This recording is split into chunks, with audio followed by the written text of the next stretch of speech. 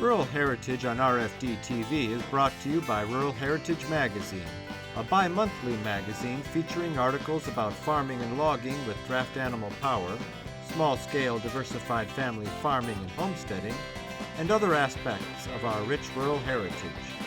Rural Heritage Magazine, borrowing from yesterday to do the work of today. For subscription information, please call 319-362-3027 or order online at www.ruralheritage.com. When the American Brabant Association held their annual fall rendezvous in September 2022, they invited a couple of German horsemen to stop by to show how they evaluate horses there. Friederich Burgath and Otto Schalter examined 2 American Brabant horses on the first day of the rendezvous. Here, on the second day of the event, they look at 2 new horses. The first is a blue roan filly owned by Mike Jordan of Elkins, West Virginia. Same as yesterday, hooking up the horse by its own and looking how cooperative they are.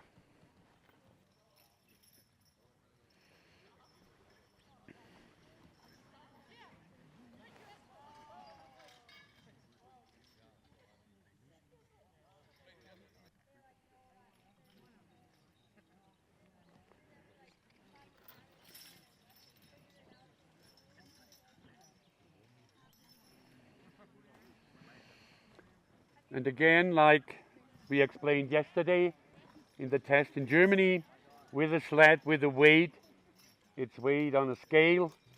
We don't have that here, but that's okay. And the distance we do in Germany is 1,500 meters, so 100 meters less than a mile, and in a certain time, and with 3 stops, at least 10 seconds, and beside the time, the style of getting hooked up, of the walk, of starting after a stop, of how they stop, gets scored by the judges just to see are they willing to pull over a long distance just constantly with the same pace, quiet. They're doing the job real good as you need it when you work in the field. Anspannen, wie durch die sind die Gäule, ne? Auf jeden Fall. Aber das ist natürlich jetzt hier auch nichts Hektisches. Trotzdem.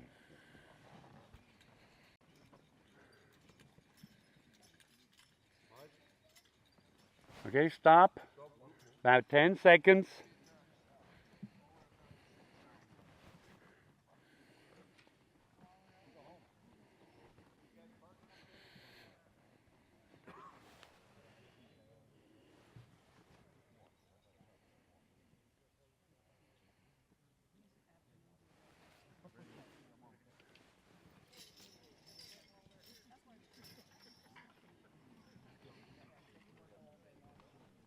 And I think looking at a test as we do it here, or as it's done in our performance test in Germany, is really for spectators, for breeders, an interesting thing to see young horses doing their job single, not in a team. And we have a nice start here with that blue roan filly this morning. As she acts here, you all see, was very cooperative, quiet when she got hooked up. And here with a walk that all goes through, easy to handle for the teamster, still to follow, but very efficient. And that so far looks good. The first stop, also here quiet, just waiting on what the teamster wants, the owner wants of her.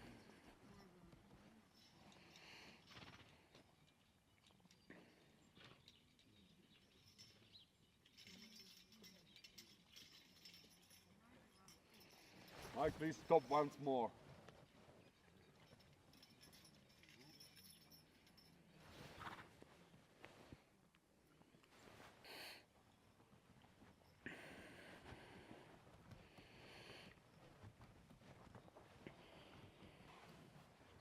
Also losfahren. Okay. Again, interesting when you watch her, just talking very small details, but she's a young horse. For sure she worked, but it was really interesting to see. He stopped her, and right away she went a little back, got out of the weight, let off the weight on the harness like a real pro.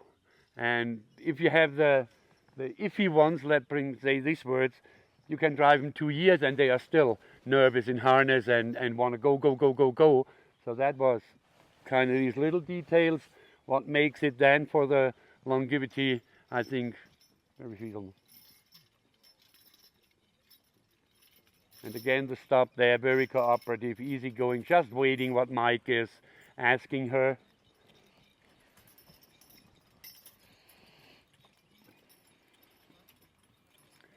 And when we are talking gaits, when we see the walk, unlike other influence of bloodlines that we have in Europe also, she's not walking like boom, boom, stomping the ground. When you look at her, she's really going with nice elasticity, a very power-saving walk just through the whole body, and it makes it really easy for her, for Mike also, when you see her stride out of the shoulder, that good movement where she can roll up and not stomp the ground. Okay, Mike, just stop her one more time, third time. Just stop her one more time.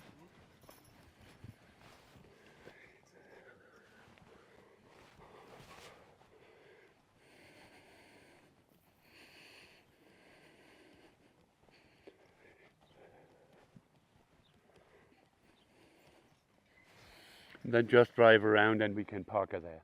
We've been publishing the Draft Horse Wall Calendar for over 40 years. Our customers have come to expect beautiful and interesting photographs of draft horses printed on high-quality paper, wire-o bound so they lay flat on the wall. Large date squares make it easy to jot down appointments or events, and every grid page includes a bonus photo.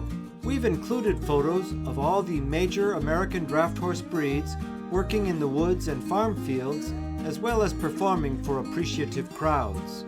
They cost just $17.95 each with free shipping, or get 2 for just $32. You can get your calendar by calling 1-877-647-2452 or visiting our website at www.ruralheritage.com. That's 1-877-647-2452 or www.ruralheritage.com.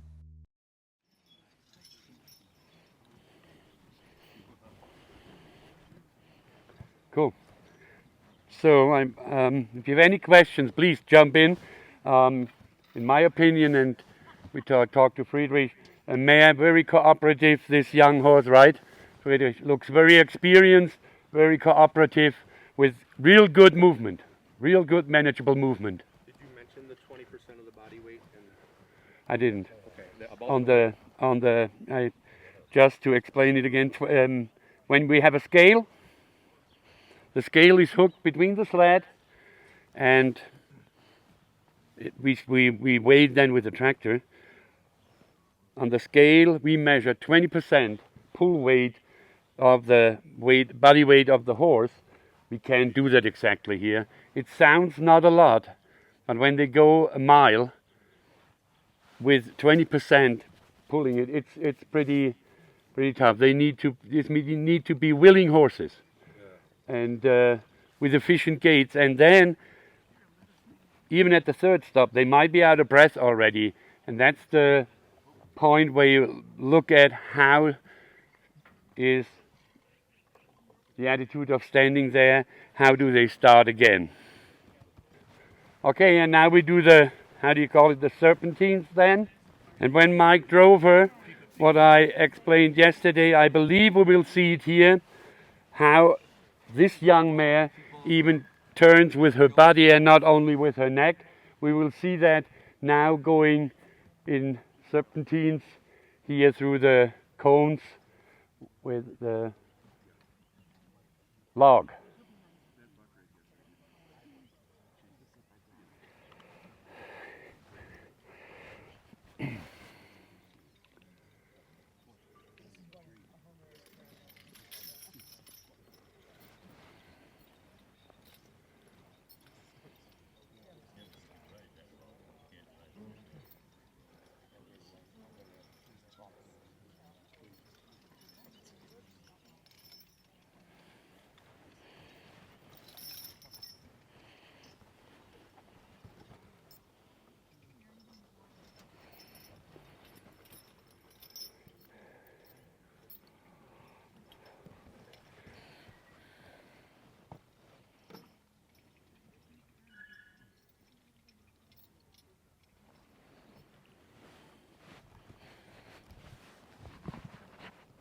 Ich erkläre das kurz, was er falsch gemacht hat.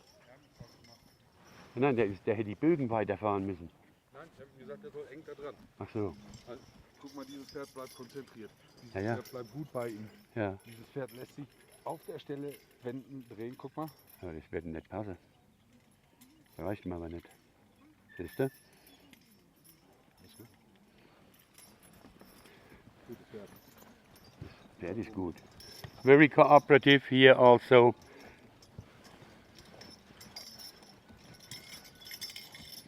That was very sharp. That was very short. You can test the the attitude and of a horse when you do it like he did it. It's very risky because you move the cones. That was a very risky trip, and he got him here and he got him there. That's okay. That's probably the first time Mike is doing that. But going around that way, you do the long turn around. That's a different ball game. But he had it sharp, so that horse has to react on the inch that you don't move the cone. Very cooperative mare. If you enjoy seeing how our ancestors lived during America's rule yesterday, you're going to love looking at these books. Volume 1 is fieldwork showing horses and vintage tractors preparing seed beds, planting, cultivating, and harvesting the crop. Volume 2 shows the work being done in the barn and farmyard, feeding and watering the livestock, getting the crop into the barn, milking the cows, shearing the sheep, and collecting the eggs. In Volume 3, we go inside the home to see the family in the kitchen canning vegetables, in the parlor listening to the radio, and in the dining room for family supper. We also head into town to shop at the general store or visit on the town square on Saturday night. Each book has over 140 large format pages. They sell for $24.95 each, or you can buy 2 for $44.95, or all 3 for $54.95 plus shipping. Call 1-877-647-2452 to order. That's 1-877-647-2452. Okay, on our second horse today. Yeah, he saw that filly. He probably liked it. Also 3-year-old, and he's a 3-year-old stallion. Bred and owned and driven by Wes. Is that right? Good. Okay. To the sled.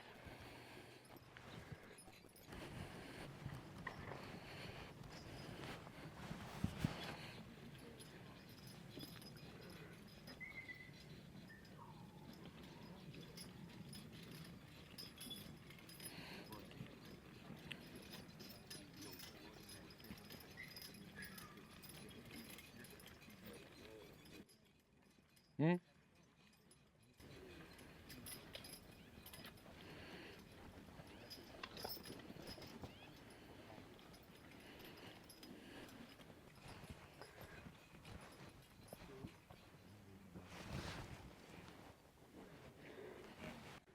But again, when you look all the different points we score, the willingness to work and the style he shows it, that's really good. In gaits, the horse differ. In gaits, in the walk, I would have preferred Mike's filly probably. He could have more stride and more through the body, but the style, the head goes in the right direction so that the workability is there. That's all good. Character, temperament, what he shows here, absolutely very positive. Let's say in these words, it's just a different of gaits, but that's on the score sheet then also different. You can have one with a good walk and it's just not cooperative, or the opposite. And how he shows the willingness to work, that looks really good, and the style. The same thing, you see it here also, experienced enough, just gets out of the weight and waiting then for the next step in his work. And when you look at him, he's already breathing, just saying what I said before, it's weight, he's already breathing. Okay, Wes.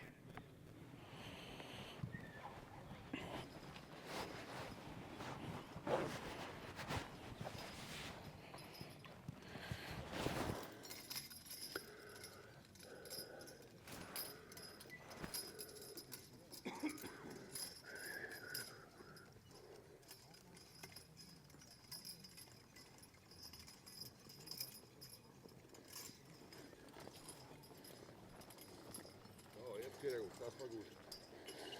Ja gut, weißt du, das ist genau das. Der hat jetzt das zweite Pferd, der weiß jetzt auch ein bisschen besser, wie es geht. Ja, Ein guter Fahrer ist er für den Job, Ja, oder? ja, ja. Und der Hengst stellt sich auch. Weißt Ja. du?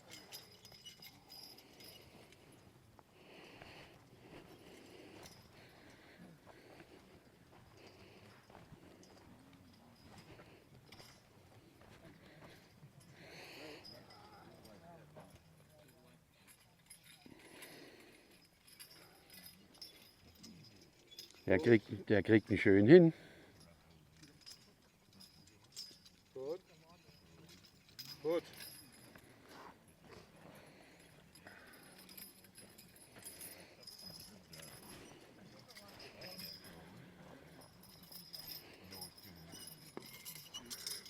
And all of you guys that log in the woods, all of you know how important that is, that the horse goes smooth around them trees you don't want to hit.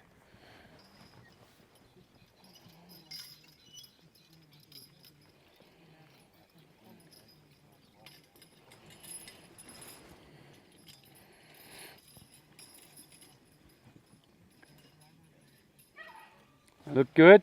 Beside the little short turn out there, really easy going, that young stallion, very smooth through the cones here. That looked really nice.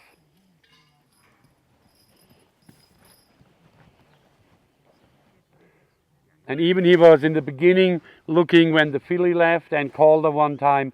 Now he's all business. My job is evaluating horses, registering horses, doing registry work in Germany, and since '96 in the United States as a breeding organization, the Westfalen Pferdestammbuch, that's our German name. We have a lot of breeds. We do mainly the Warmbloods, the German riding ponies, and traditionally the draft horses, the Rheinisch Deutsches Kaltblut, that had a big tradition, just naming it, in the 50s. And in the 50s we had still about 40,000 broodmares, only in our area. And just telling the sad part, I believe it was in mid-70s it dropped down to 300. So that's my job. I mean, I try to teach breeders. We score halflingers, for example, the German riding ponies, the warmbloods, the draft horses, and other. You know, we have several breeds, and they are members of our organization. What's in the area, Germany is very different. That small little part of the world. So all these breeders are members, and we score them horses and issue papers. That's in Germany, every horse has to have a passport by government regulations, because in the passport you have to have the shots in and all that kind of. The reason is because in Europe horses are still part of the food chain. Okay, I'm sure. So to see the life of a horse, that it can go in and that you can trace him back. Sure. So every horse has to be registered. That's the main thing of an organization. Selecting horses. Are they qualified for what is the standard? How good are they? And then identifying. We microchip all the horses. They all get a microchip. They get, in the old days they did get a brand. We do color and markings, we draw the diagram, and then for the whole history they get a passport. Hi, I'm Bob Krager. I'm the author of the book Historic Barns of Ohio, and I hope you enjoy these amazing barn stories. This is in Columbiana County, which is very close to where I'm from, Youngstown, to the south of it. And it's full of plenty of old barns. I've had a chance to take many barn tours there with 3 different barn scouts, full of wonderful old barns. And this particular one I call Harvey's Heritage. And it traces back to the Firestone family who moved here in 1828. They were German farmers. But Harvey, who was born in 1868, was not interested in farming. It was unusual for a boy not to want to be part of the family farm, but he didn't. So when he became of age, he tried school in Columbus, didn't work out. He tried being a bookkeeper, no. moved up to Detroit, worked for a buggy maker, and had ideas for pneumatic tires for these buggies. But the company went bankrupt, so he moved to Chicago. Now, when he was in Detroit, he did meet Henry Ford, who was playing around with the automobile idea. And when Harvey was in Chicago, he started his own little tire company. And a couple years later, believe it or not, he sold it for $45,000, an incredible amount in 1900. And so I've put this in my book also because it's a very important essay for Ohioans. Well, after he sold his company, he moved the company to Akron. He called it the Firestone Tire Company. And he convinced Henry Ford to try his pneumatic tires on cars, which he did in 1903, almost 2,000 of them, which I know doesn't seem like a lot, but it was a lot back in 1903. Well, by 1910, the Firestone Company had sold over 1 million tires. The rest was history. Well, he became friends with Henry Ford, and they took camping trips with President Harding and Thomas Edison, who was also in Detroit. And wouldn't you like to have been a fly on the wall for those camping trips? The brain trust of America. And he was influential in World War II. He did a lot of things for the fighting boys over there. And his heirs, unfortunately, decided not to go with radial tires in the 1950s, which were developed by Michelin in France. Goodyear did, and they retooled their factories, but Firestone didn't. And eventually they lost market share and had to sell it to a Japanese company, so Bridgestone owns it now. They kept the Firestone name, but unfortunately the heirs also took their beautiful farmhouse where Harvey grew up and a Pennsylvania bank barn up to the Ford Museum in Dearborn, Michigan. Ohio treasures. But luckily for us, a local businessman, Tom McCall, a big Harvey Firestone buff, decided to save this barn. And he moved it on a truck about a quarter mile down the road onto his property on top of a little rise over a pond where he's going to develop a museum on Harvey Firestone and a little pub. So thank you, Tom McCall. The rural American countryside is still filled with historic old barns built a century or more ago, but they won't be standing forever. To commemorate and capture the images and stories of the old barns, Ohio native Bob Kruger began painting and writing their histories, and that's all come together in a new book called Historic Barns of Ohio. You can get your copy by calling 877-647-2452 or visiting ruralheritage.com. It costs just $23.99 plus $7 shipping. Call 877-647-2452. This program is available for purchase. To order your copy, please call 319-362-3027 or visit www.ruralheritage.com. Rural Heritage is a bi-monthly magazine dedicated to draft animal farming and logging, as well as other aspects of our rich rural heritage. It is published by Mishka Press, which also offers a complete line of Back to the Land books, DVDs, and calendars. Call or write for a catalog or subscription information, or visit our website at www.ruralheritage.com.